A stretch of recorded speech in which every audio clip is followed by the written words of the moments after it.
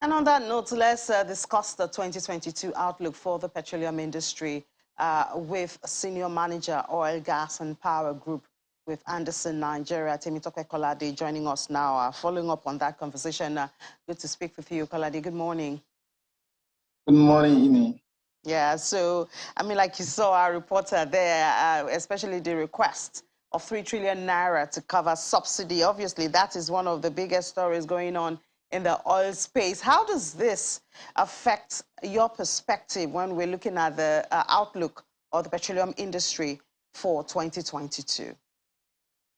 Thanks so much, Ini, for having me. And on the question of subsidy removal, I would like to say that, in my view, it's a socioeconomic policy that has been put in place. I know that generally people expect that from an economic perspective that subsidy will be removed.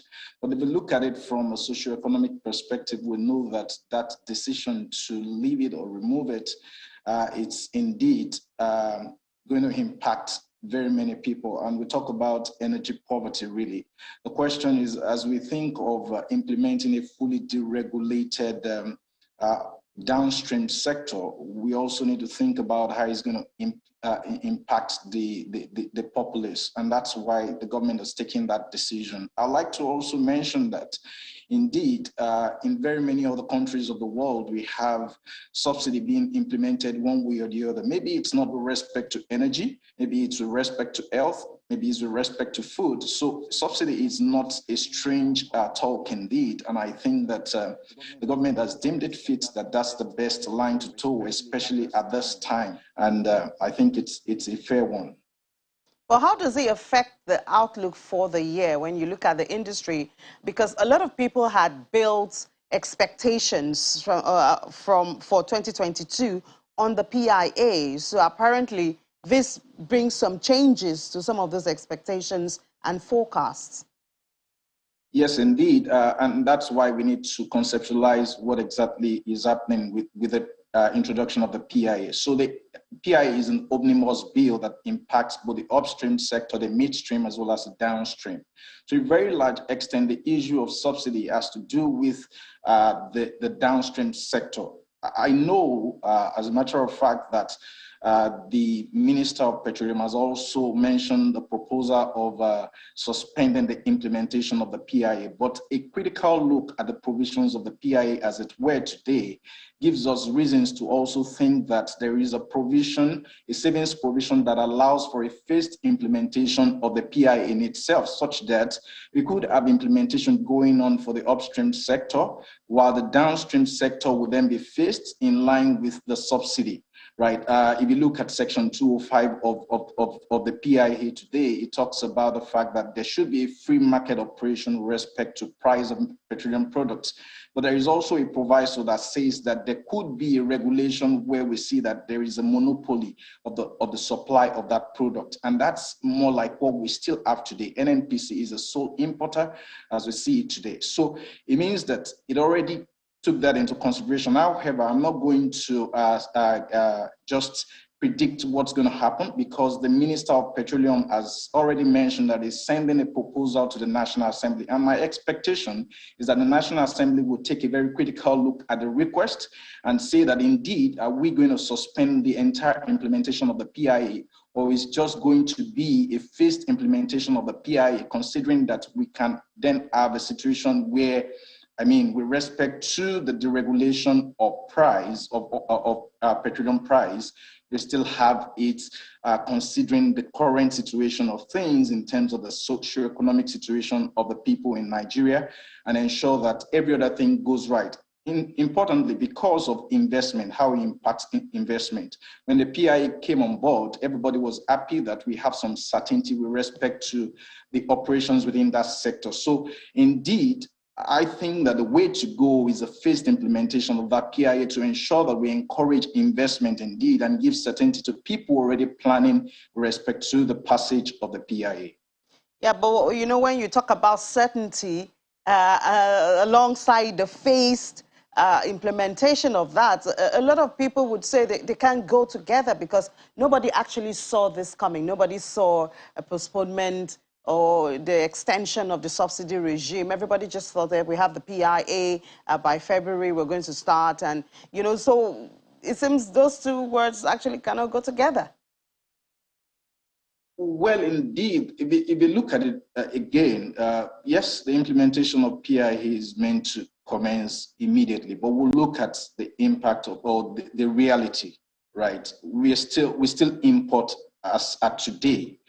We do not have enough refining capacity within the country, right? So to a very large extent, you see that if we say that indeed the PIA should be implemented immediately, with respect to especially the issue of petroleum products. I mean, PMS for being the dominant product, right, is going to have a very far-reaching implication on very many Nigerians, on the price of commodity in the market for transportation and all of that.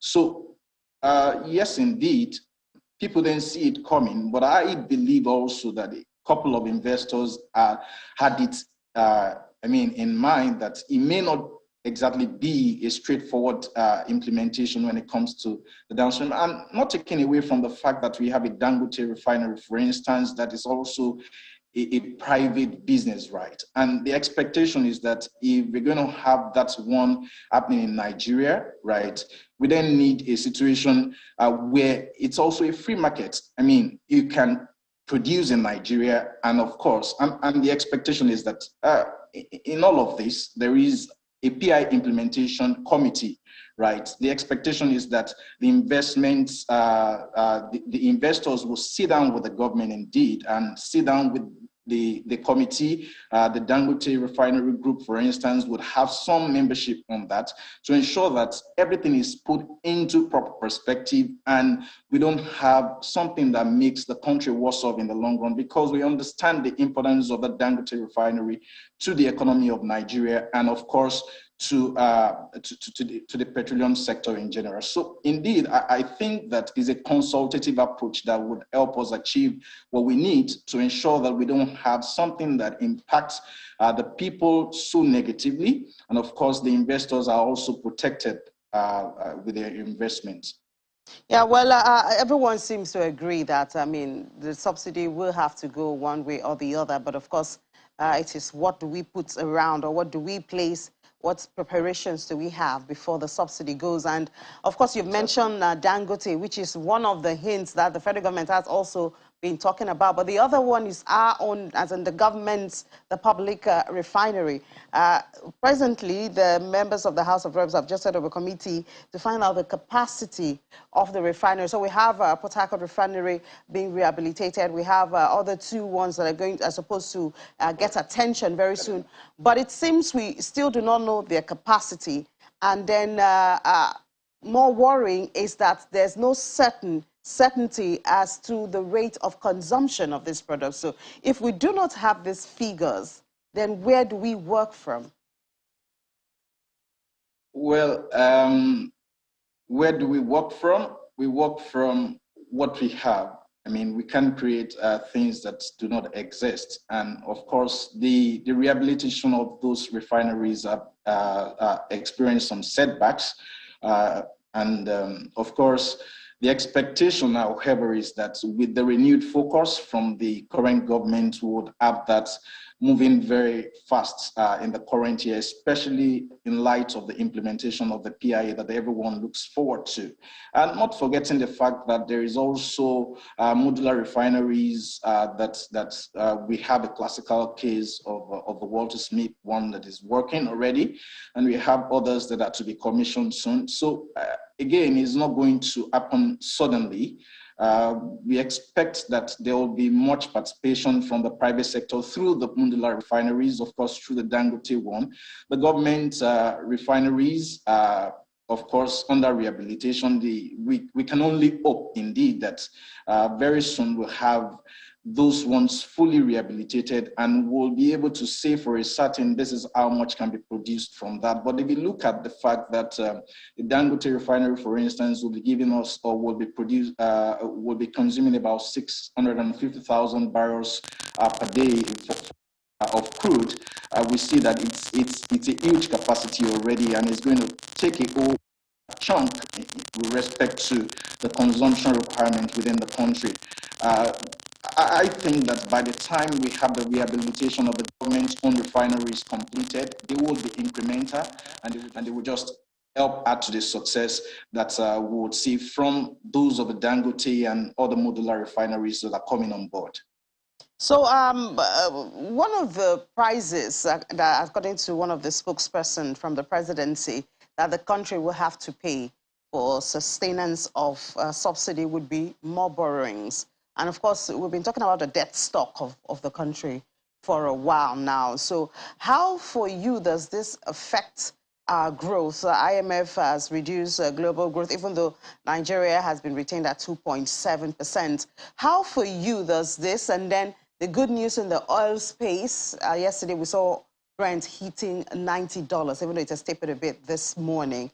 You know, how for you does these factors, how do they play together to speak to the growth forecast of the country? The risk of more borrowings because of the retaining of the subsidy, find the good news of the oil prices. But of course, we cannot even make the most of it because we are not even hitting our quota that the OPEC has given to us. What do we see, you know, in the nearest future of this country?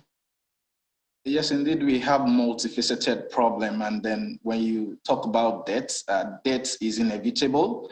Again, it goes back to what exactly do we do with our debts, right? We have talked about infrastructure. We've talked about the moribund refineries, for instance. The expectation really is that, when we also remove subsidy, and you think about the fact that the subsidy on diesel, for instance, has been removed for quite a while, and the expectation at the time was that we're going to have the subsidy gains plowed into development of the refineries, but we've not seen so much. So the question is that indeed, if we have this subsidy removed, even today, what exactly does the money go into? Do we see the immediate implementation with respect to the infrastructure that we want to see?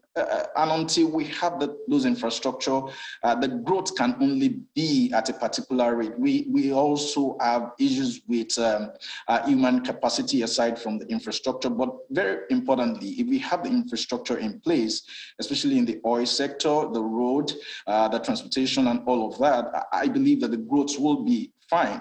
It's not out of place to have debts, but what we use the debts for is what is more critical. And I expect that indeed, if the government helps to put the debts, we see a couple of projects going here and there. The Presidential Power Initiative is also helping to boost production with respect to power and supply of power in the country.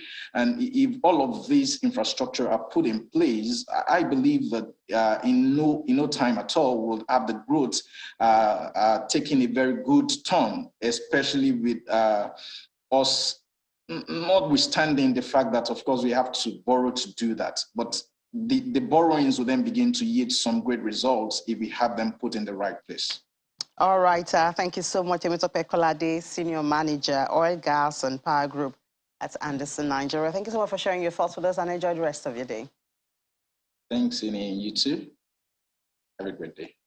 You too. So after the break, commodities market updates is next. You're watching Business Morning on Channels Television.